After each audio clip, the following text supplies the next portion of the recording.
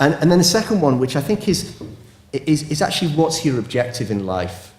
I mean, I think you can do an internet startup on low amount of money, and actually, you know, you could turn that into a capital increase of sort of 4 to 5 million quid very quickly.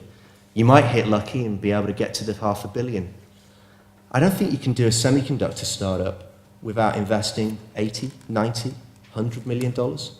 I'm not sure you can do a software startup without doing much more than, you know, a few $1 million, if it's certainly enterprise software.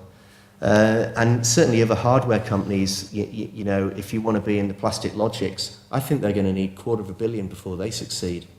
So being realistic about what your aim is, I think, is important. So what do you really want to be?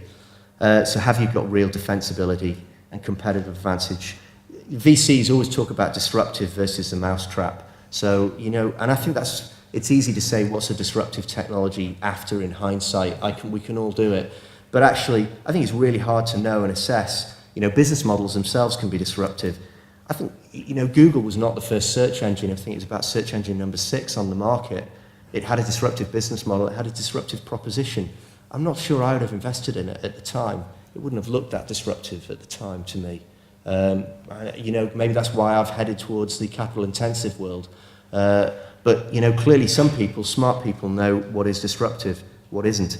ARM was a disruptive business model. CSR was a genuine disruptive technology, the first company in the world to do baseband and the wireless on one single chip.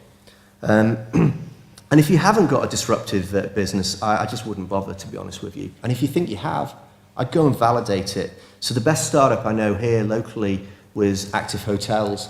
And before they even started, they had 112 meetings with hoteliers to test what their proposition would be on the